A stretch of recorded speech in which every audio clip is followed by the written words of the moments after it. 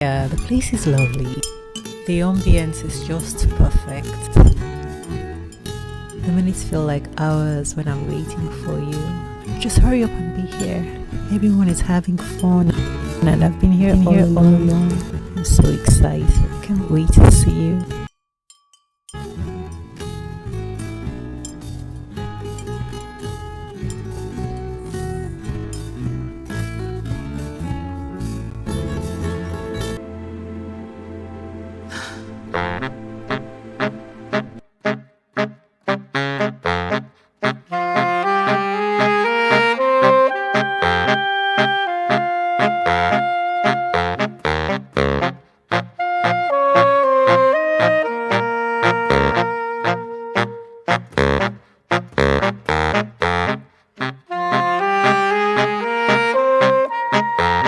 Mention something that isn't talked about as much. It's not always that you are being rejected. Sometimes it is that you are holding people up to high standards, and people don't want to meet those standards because people want to hide where they don't have to work on themselves and develop themselves. The truth is that the higher your standards are, fewer people can meet them. And so your circle of people who really want to be in that relationship with you will be also filtered, because you're holding people to standards. But there's something to note there, though. Okay, I'll get to that later. The second group of people that can have people leaving them are people who are making people too comfortable. You make people so comfortable that they don't see value in you. That's why you have lots of people flocking around you, because they see you as something that you can come and extract from. And so they want that thing that they can get from you, but they really don't value you. So when they're done extracting what they can from you, they still leave. You are also very unattractive because they want what they can get from you, but without having to work for it. That is part of why they would be excited to have you, because now they can get what they want without having to hold themselves accountable. And this is why you need to do inner work, right? Because people like to hide those parts of them that they still have to work on. And that's why people are looking for the easy way out.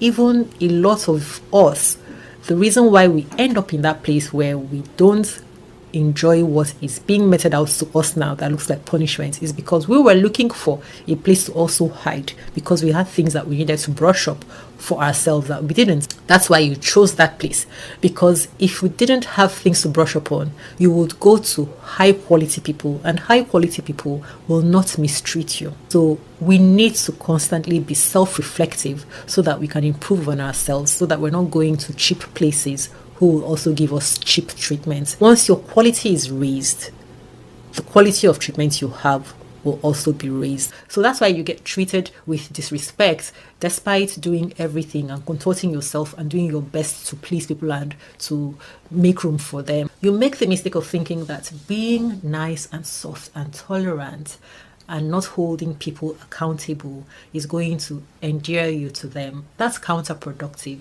What happens is that, in fact, they don't hold you up as something that's valuable. Everybody likes something that they can be proud of.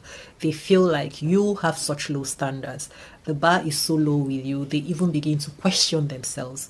They even begin to feel like you are so bad, and that is why you are able to accept a thing like this that is so bad. So it's counterproductive anyhow that you want to look at it. And this is the reason why you find yourself thinking, I've done everything, I do everything, I am so this and that and that and that, and after everything that I do, I still get treated like trash. They don't have a choice but to treat you like trash, because first of all, you are dealing with trash. So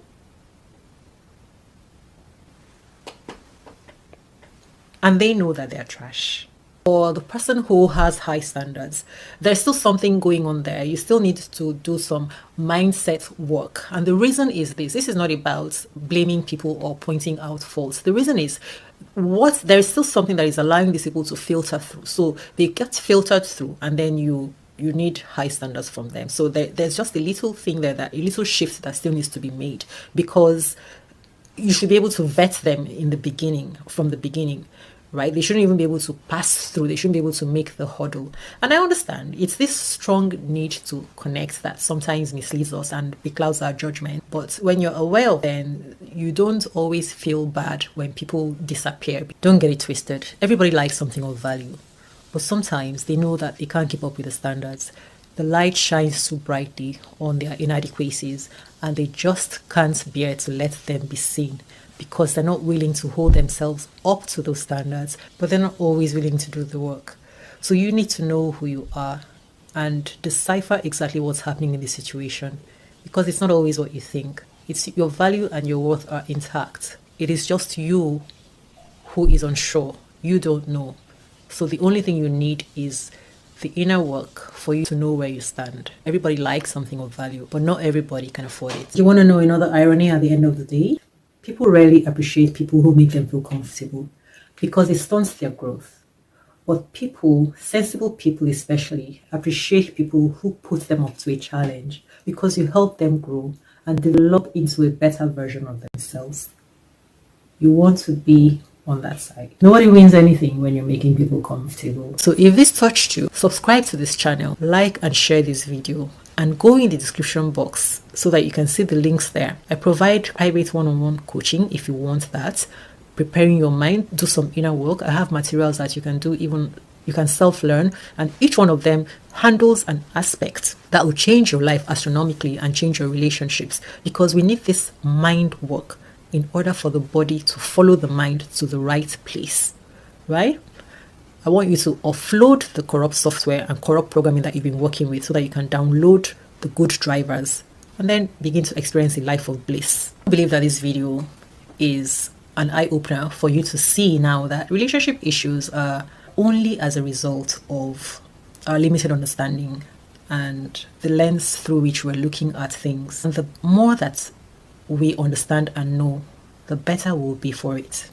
I'm glad that I shared this with you. I look forward to seeing you in a conscious relationship transformations community. If you're intending to change your relationship experiences, I want you to know that it's a real thing that you can enjoy relationships without relationship issues. It's the thing of the mind. Begin to make this is a mantra. Relationship issues are not real.